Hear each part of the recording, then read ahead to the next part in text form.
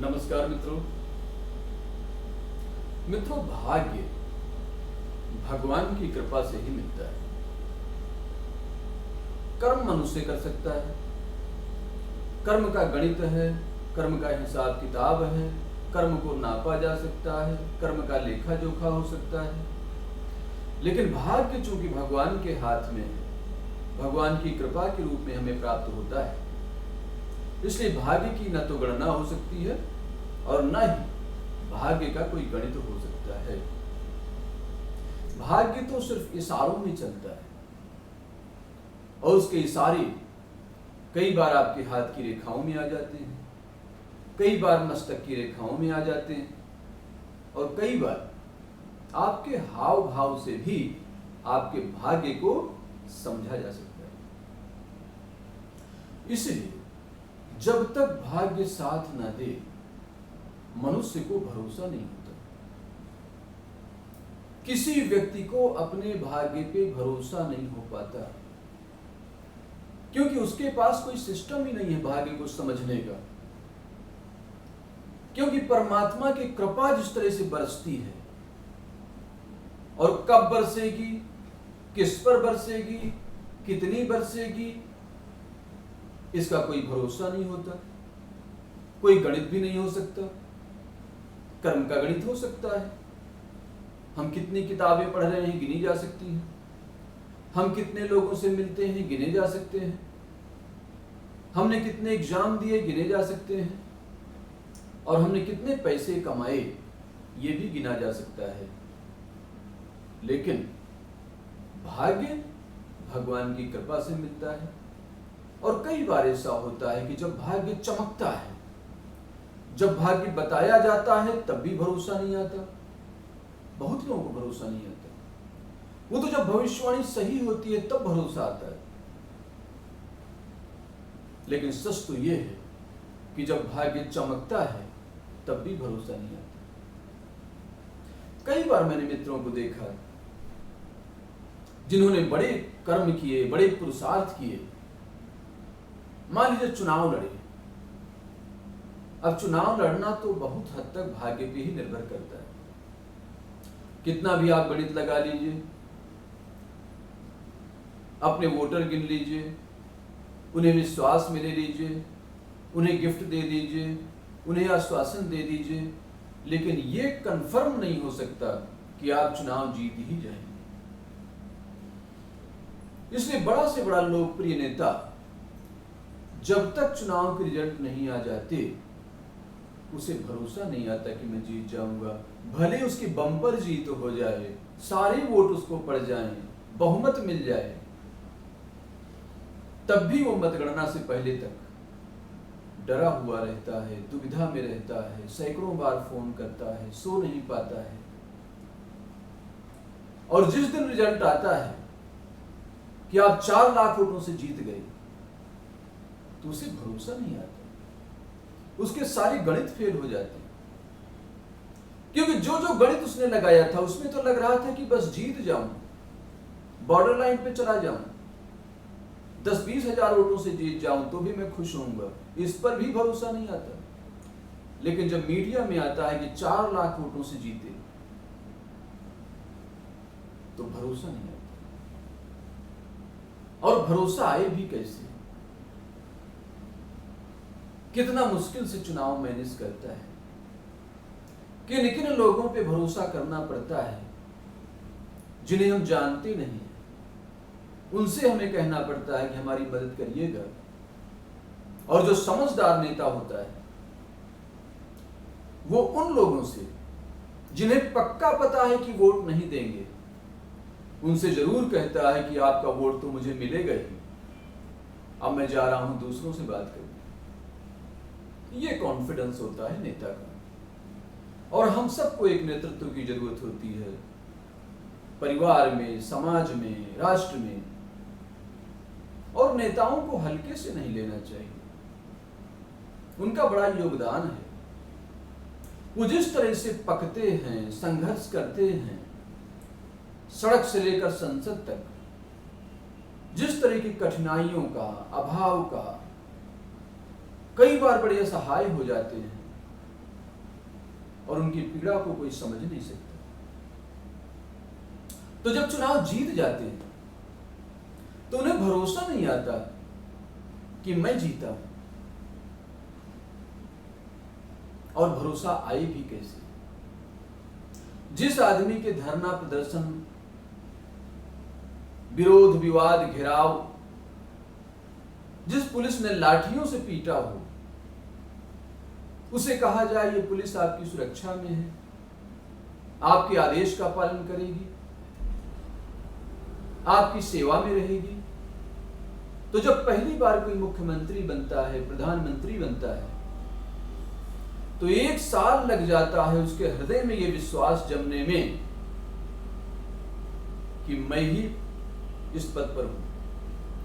Otherwise जो पूर्व प्रधानमंत्रियों को याद करता रहता है कि वो है प्रधानमंत्री, जो उससे पहले थे मुख्यमंत्री, वो उसकी मानस पटल पर छाए रहते हैं।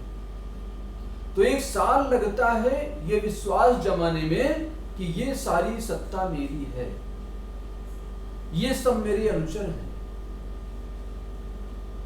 और ये विश्वास जमे भी कैसे? जिन अधिकारियों से मिलने का समय लेना पड़ता था, वो मिलते नहीं थे। एक सपना होता था उनके साथ बैठकर चाय पीना, वो आज बाहर खड़े होकर वेट करते हैं, हमारे आदेश का इंतजार करते हैं। जिस घर में जगह ही नहीं थी कि लोग आ जाएं, बैठ जाएं, हम लोगों का स्वागत कर सकें, छोटा सा मकान था, वहां जितना बड़ा बंगला मिला है कि कम से कम 10 जगह सोफे लगे हुए हैं लोगों को बैठाने के लिए, हमारे बैठने के लिए। 4-4 जगह बेडरूम है, तो पता नहीं चलता हम कहां सोएं, कहां बैठें, किसको यूज करें, क्या उपयोग करें इसका। तो 1 साल लगता है शरीर और मन से सही ढंग से समझने में कि अब ये सब मेरा है, इस पर मेरा स्वामित्व है, और ये जो कर्मचारी हैं, ये जो अधिकारी हैं, जिनसे मेरा मिलना मुश्किल होता था, ये सब मेरे सहयोगी हैं, और अब मैं निर्णय ले सकता हूं।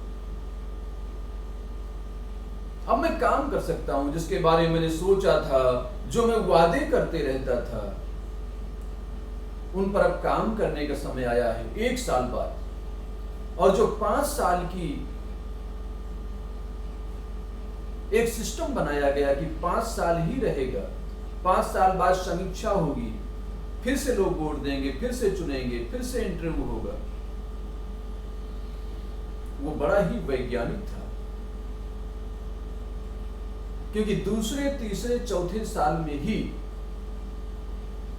उसे पता चल जाता है कि मेरे पास कुछ करने को है भी या नहीं।